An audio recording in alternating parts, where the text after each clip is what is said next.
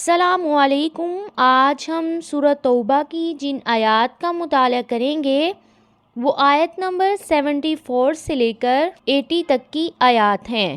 اعوذ باللہ من الشیطان الرجیم، بسم اللہ الرحمن الرحیم۔ یحلفون، وہ قسمیں کھاتے ہیں، باللہ، اللہ تعالیٰ کی، ما، نہیں، قالوا، انہوں نے کہا، وَلَقَدْ، اور البتہ تحقیق، قالوا، انہوں نے کہا، کلمۃ الکفر، کلمہ کفر کا، وَکَفَرُوا، اور انہوں نے کفر کیا، بعد اسلامہم، اپنے اسلام لانے کے بعد، وَہَمُّوا، اور انہوں نے ارادہ کیا، بما، اس کا جو، لم، نہیں، ینالوا، وہ پا سکے، وما، نقموا، اور نہیں انہوں نے انتقام لیا، الا، مگر، ان، یہ کہ، اغناہم اللہ، غنی کر دیا انہیں اللہ تعالیٰ نے، ورسولہ، اور اس کے رسول نے، من فضلہ، اپنے فضل سے، ان یتوبوا، پس اگر وہ توبہ کر لے،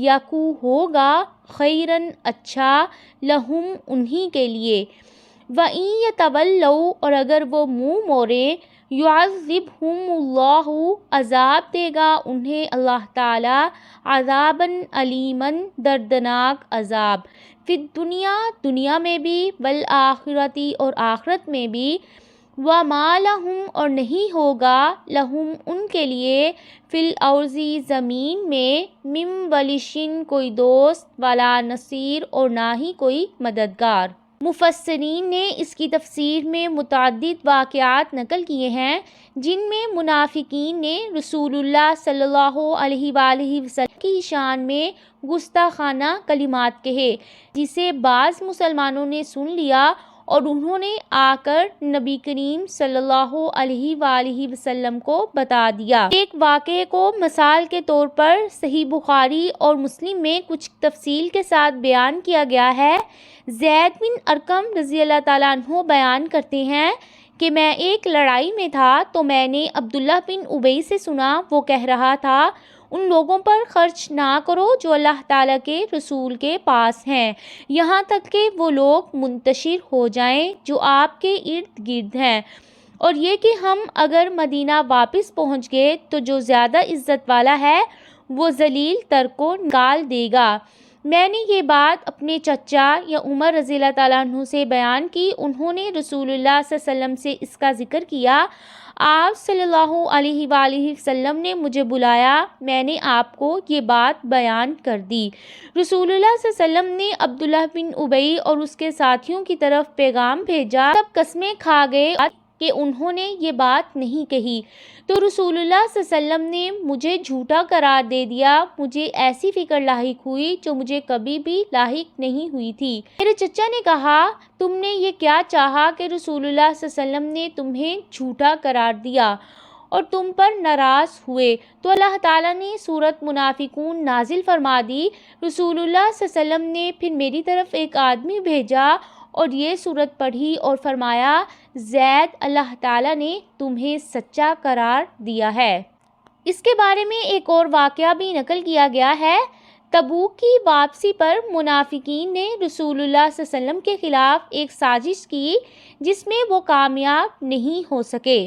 صحیح مسلم میں اس حدیث سے اس واقعے پر روشنی پڑتی ہے۔ ابو طفیل بیان کرتے ہیں کہ عقبہ والے لوگوں میں سے ایک شخص اور حذیفہ رضی اللہ تعالیٰ عنہ جو رسول اللہ صلی اللہ علیہ وسلم کے رازدار ہیں، ان کے درمیان کچھ تلخ کلامی ہوئی، تو وہ کہنے لگے، میں تمہیں قسم دے کر پوچھتا ہوں کہ وہ عقبہ والے کتنے آدمی تھے؟ حذیفہ رضی اللہ تعالیٰ عنہ نے کچھ گریز کیا تو لوگوں نے کہا، جب وہ پوچھ رہا ہے تو آپ اسے بتا دیں۔ انہوں نے فرمایا، ہمیں بتایا جاتا ہے کہ وہ 14 تھے، اگر تو بھی ان میں شامل تھا تو پھر یہ لوگ 15 ہو گئے۔ میں اللہ کی قسم کھا کر گواہی دیتا ہوں کہ ان میں سے 12 تو دنیا کی زندگی میں اور اس دن جب گواہ پیش ہوں گے دونوں جہاں میں اللہ تعالیٰ اور اس کے رسول کے دشمن ہیں، باقی رہے 3 تو انہوں نے معذرت کرتے ہوئے کہا تھا کہ نہ ہم نے رسول اللہ صلی اللہ علیہ وسلم کے اعلان کرنے والے کو سنا تھا اور نہ ہمیں معلوم ہو سکا کہ ان لوگوں کا کیا ارادہ ہے۔ رسول اللہ صلی اللہ علیہ وسلم نے فرمایا میری امت میں سے 12 منافق ایسے ہیں نہ جنت میں جائیں گے اور نہ اس کی خوشبو پائیں گے حتیٰ کہ اونٹ سوئی کے ناکے سے گزر جائے گا۔ ان میں سے 8 کے لیے تو پھوڑا کافی ہوگا جو آگ کا چراغ ہوگا جو ان کے کندھوں میں نکلے گا یہاں تک کہ ان کے سینوں سے نمودار ہوگا۔ منہم اور کچھ ان میں سے وہ ہیں من جنہوں نے عہد اللہ عہد کیا اللہ تعالیٰ سے لئن البتہ اگر آتانا وہ دے گا ہمیں من فضلہ اپنے فضل سے لنصدقن البتہ ہم ضرور صدقہ کریں گے وَلَكُونَنَّ اور البتہ ہم ضرور ہو جائیں گے من الصالحین نیک لوگوں میں سے۔ یہ آیت ثعلبہ بن خاطب انصاری رضی اللہ تعالیٰ عنہ کے بارے میں نازل ہوئی ہے۔ اس نے رسول اللہ صلی اللہ علیہ وسلم سے درخواست کی تھی میرے لیے مالداری کی دعا کیجیے۔ آپ نے فرمایا تھوڑا مال جس سے شکر ادا ہو اس بہت مال سے بہت اچھا ہے جو اپنی طاقت سے زیادہ ہو۔ اس نے پھر دوبارہ یہی درخواست کی تو آپ نے پھر سمجھایا کہ تو اپنا حال اللہ تعالیٰ کے نبی جیسا رکھنا پسند نہیں کرتا۔ اللہ میں اگر چاہتا تو ہار سونے چاندی کے بن کر میرے ساتھ چلتے۔ اس نے کہا اللہ اگر مجھے مالدار کر دے تو میں بہت سخاوت کروں گا ہر ایک کو اس کا حق ادا کروں گا۔ آپ نے اس کے مال میں برکت کی دعا کی تو اس کی بکریاں اس طرح بڑھنے لگیں جیسے کیڑے بڑھتے ہیں تک کہ مدینہ اس کے لیے تنگ پڑ گیا۔ یہ ایک میدان میں نکل گیا ظہر عصر جماعت کے ساتھ ادا کرتا جبکہ باقی نمازیں جماعت کے ساتھ نہ پڑھ پاتا۔ آہستہ آہستہ سب جماعتیں چھوٹ گئیں مال بڑھتا گیا۔ ہفتے کے بعد جمعے کے لیے آنا بھی چھوڑ دیا۔ اسی دوران مال سے زکوٰۃ اور صدقے کے احکام کی آیات آئیں۔ جب اس سے زکوٰۃ لیں گے تو اس نے کہا مال تو میرا ہے میں نے اپنی محبت سے کمایا ہے۔ پھر اسے خیال آیا کہ جن کی دعا سے میں دولت مند ہوا ہوں وہ ناراض ہو جائیں گے۔ صلی اللہ علیہ وسلم نے فرمایا افسوس ثعلبہ پر۔ یہ سن کر وہ زکوٰۃ لے کر آیا مگر آپ نے قبول کرنے سے انکار کر دیا۔ اس کے بعد حضرت ابوبکر عمر اور پھر عثمان نے بھی قبول کرنے سے انکار کر دیا۔ اسی حالت میں وہ حضرت عثمان کے عہد میں فوت ہو گیا۔ مگر اہل علم نے اس روایت کا شدید رد کیا ہے اور واضح کیا ہے کہ اس کی کوئی صحیح سند نہیں ہے۔ قصہ باطل ہے کیونکہ ثعلبہ رضی اللہ تعالیٰ عنہ بدری صحابی ہیں۔ فلما آتاہم پھر جب اس نے دیا انہیں من فضلہ اپنے فضل سے باخلوا وہ بخل کرنے لگے بھی اس کے ساتھ وتولوا اور وہ منہ موڑ گئے وہم اس حال میں کہ وہ معرضون اعراض کرنے والے ہیں۔ منافق جب مالدار ہوتا ہے تو بخیل ہوتا ہے جس کی وجہ سے اللہ تعالیٰ نے اس کے دل میں ہمیشہ کے لیے نفاق ڈال دیا ہے۔ فَأَعْقَبَهُمْ تو اس نے سزا دی انہیں نفاقاً نفاق کی فی قلوبہم ان کے دلوں میں الی یوم اس دن تک یلقونہ وہ ملاقات کریں گے اس سے بما اس وجہ سے جو انہوں نے اخلفوا خلاف کیا اللہ تعالیٰ سے ماں جس کا وعدوہ انہوں نے وعدہ کیا تھا اس سے وَبِمَا اور اس وجہ سے جو کانو تھے وہ یکذبون وہ جھوٹ بولتے۔ پہلے تو قسمیں کھا کھا کر سخاوت کے وعدے کیے پھر سخاوت کے بعد بخیلی اور عہد شکنی کی۔ اس کی وجہ سے اللہ تعالیٰ نے ان کو نفاق میں پختہ کر دیا جو اس کی پوری زندگی میں اس کے ساتھ رہا۔ نبی کریم صلی اللہ علیہ وسلم نے فرمایا منافق کی 3 علامتیں ہیں۔ نمبر 1 جب بات کرے تو جھوٹ بولے، نمبر 2 جب وعدہ کرے تو وعدہ خلافی کرے، نمبر 3 جب امانت سونپی جائے تو وہ خیانت کرے۔ الم یعلموا کیا نہیں وہ جانتے ان اللہ بے شک اللہ تعالی یعلم جانتا ہے سرہم ان کے راز کو ونجواہم اور ان کی سرگوشیوں کو وان اللہ اور بے شک اللہ تعالی علام خوب جاننے والا ہے الغیوب غیب کو۔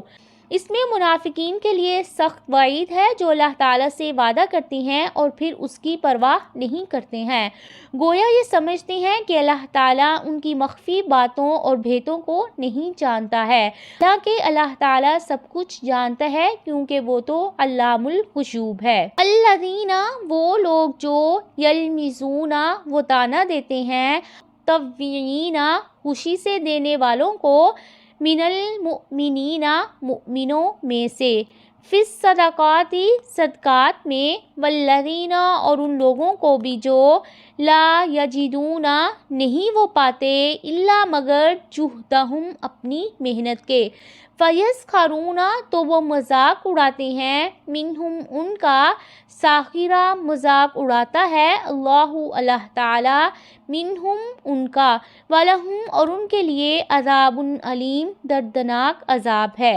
غزوہ تبوک کے موقع پر قحط سالی بھی تھی، فصلیں بھی پکی ہوئی نہیں تھی، سفر بھی دور کا تھا اور مقابلہ بھی رومیوں سے تھا، اسلحہ اور سواری کی بہت قلت تھی۔ نبی کریم صلی اللہ علیہ وسلم نے جہاد فنڈ کے لیے پرزور اپیل کی، جس میں صاحب استطاعت یعنی حضرت عثمان رضی اللہ تعالیٰ عنہ، حضرت عبد الرحمن بن عوف رضی اللہ تعالیٰ عنہ نے دل کھول کر خرچ کیا، حتیٰ کہ حضرت عمر نے آدھا اثاثہ اور حضرت ابوبکر نے اپنا پورا اثاثہ دے دیا۔ نادار لوگوں نے بھی اپنی حیثیت اور اغنیاء نے اپنی حیثیت کے مطابق چندہ دیا۔ ایک صحابی ابو عقیل نے رات بھر مزدوری کی، جس کی اجرت 1 صاع کھجور تھی، ان میں سے آدھا صاع گھر لے گئے اور آدھا صاع لا کر نبی کریم صلی اللہ علیہ وسلم کی خدمت میں حاضر کر دیا۔ آپ صلی اللہ علیہ وسلم کو اس آدھا صاع سے اس قدر خوشی ہوئی کہ آپ نے کھجوریں ڈھیر کے اوپر پھیلا دیں۔ دراصل یہ نیت شوق اور رغبت کی قدر تھی، جس نے اپنے اہل و عیال کا پیٹ کاٹ کر آدھا صاع حاصل کر دیا۔ منافق کہنے لگے کہ اس نصف صاع کی اللہ تعالیٰ کو کیا ضرورت تھی، اور دوسرے نے تو محض دکھاوے کے لیے دیا ہے۔